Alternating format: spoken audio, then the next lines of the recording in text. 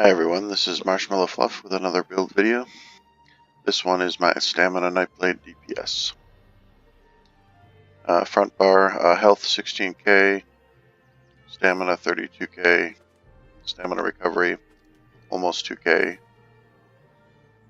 weapon damage 4k, weapon crit 58%, spell and fizz resist 22.5. Back bar, weapon damage is 3419. Crit is 50, and health goes down slightly to 15.7. In terms of gear, it's all going to be medium gear, so it's 7 pieces of medium, all stamina, all divines, and it's Mighty Chudan's monster hat, and Spriggan's armor.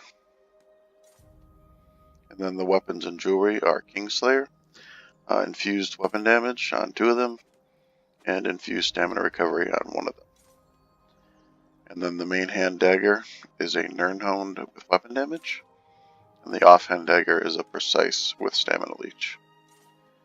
And the back bar is a Nirnhound with weapon damage bow, with a poison enchant override, or a poison override for PvE. So for our skills, Resolving Vigor is our heal, Surprise Attack is our melee spammable, Whirling Blades is our spammable for trash, Killer's Blade is our execute, Evil Hunter for the weapon crit, and Flawless Dawnbreaker for trash and the passive weapon damage on our front bar. And on our back bow bar, Vigor again, on a double bar our heal for survivability, Lethal Arrows are spammable, Endless Hail is an AE for trash, Razor Caltrops is another AE for trash, damage over time, Evil Hunter for crit, and Incap, because it's just very powerful for DPS.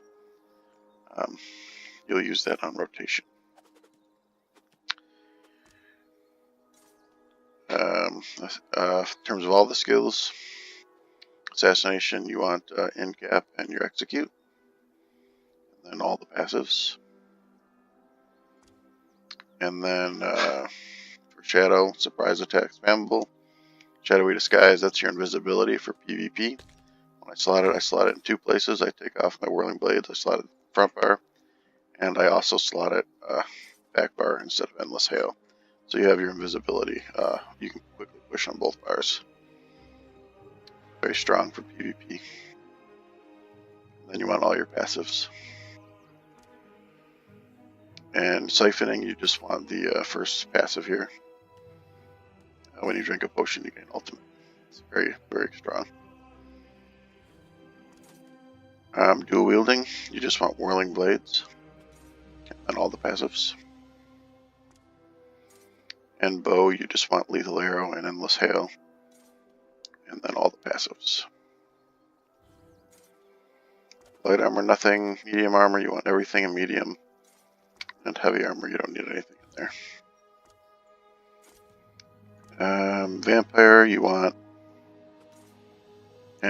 all these 5. You mostly want Vampire for the quick sneak.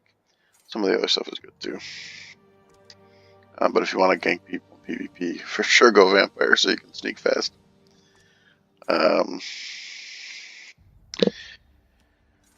Fighter's Guild, you want Flawless Dawnbreaker, Evil Hunter, and then all the passives. Mage's Guild, the only thing you need is this for questing. Yeah. Persuasive Will.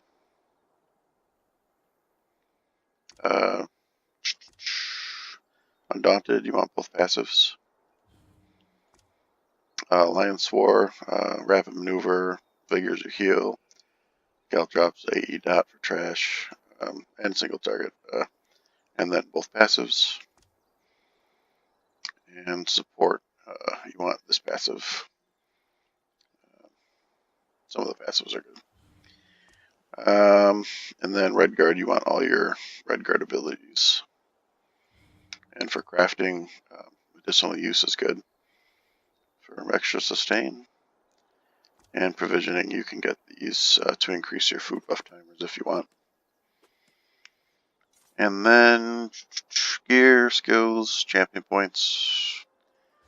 For our champion points, 81 ironclad for direct damage mitigation, 37 spell shield, 37 medium, and it comes with these four for mitigation and resistances.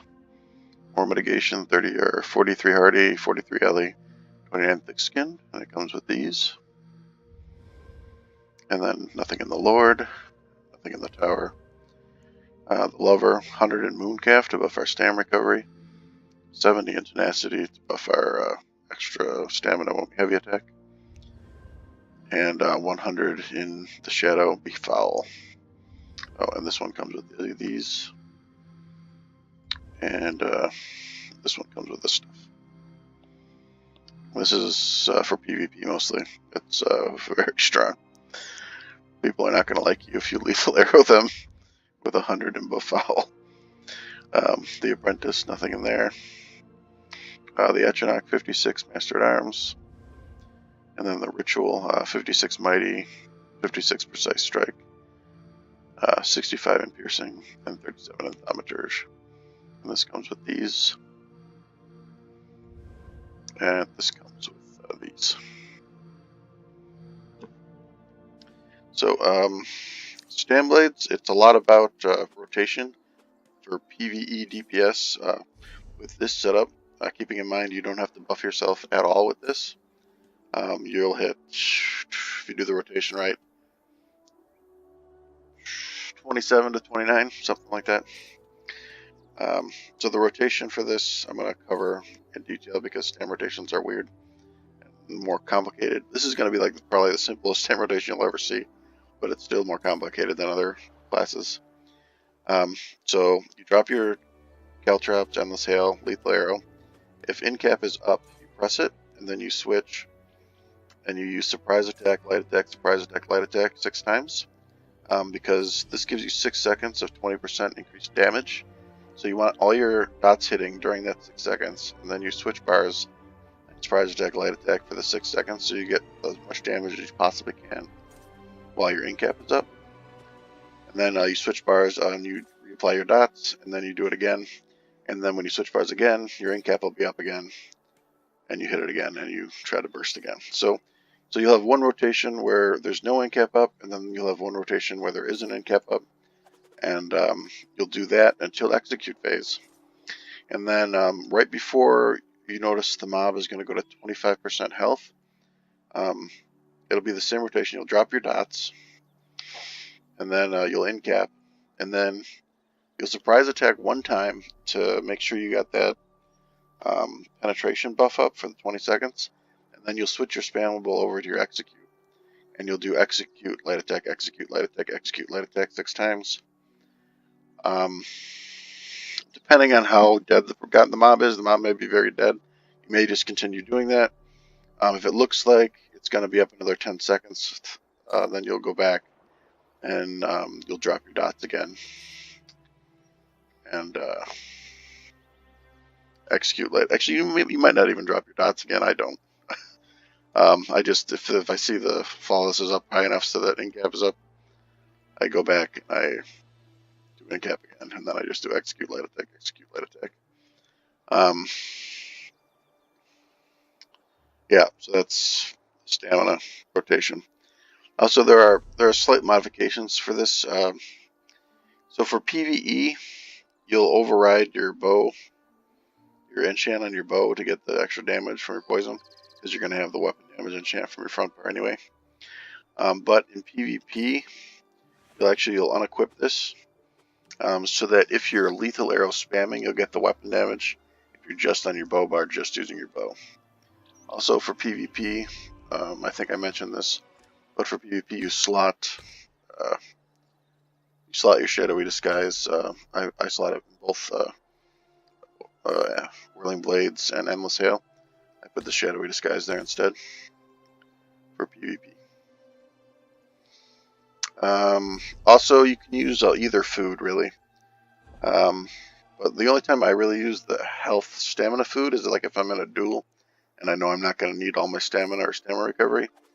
You can use your food and it'll bump up your health and your stamina, and drop your recovery slightly. So if you're in like a duel situation, stamina, health, food is good. Unless you think the duel is going to go super long, and then you might want dubious for it. But it shouldn't go very long if you're on a Stamblade. That's everything I could think of. Oh, Mundus Stone and stuff. We run the Lover, and dubious is the food.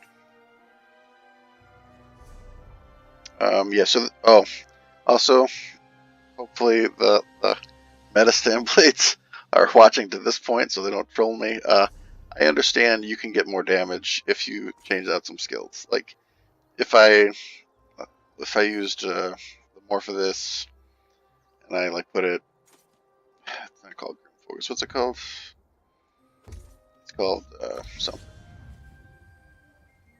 Yeah, if I use Relentless Focus, right, and put it instead of my Vigor on my front bar, I can pull more damage. But then I would be using this when it procs, and it becomes very, I don't know, it becomes like work if you do that, in my opinion. You could put Leeching Strikes in. You could swap your Lethal Arrow and use Poison Injection instead. I mean, there's a lot of other things you could do with a Stamblade to get more DPS out of this if you really wanted. In my opinion, though, if you're starting out as a Stamblade and you're new, and you just want to get if you just want to start learning the rotation, this is a good way to start. It's also very survivable because you got your healable bars, you got high resistances, and you don't have to remember to buff anything. With meta Stamblade, to get max damage, you have to buff with everything all the time, and it's up to you what you want to do with it. If you want to go more meta with it, you can. Yeah. All right, that's it for this one. Take care, guys.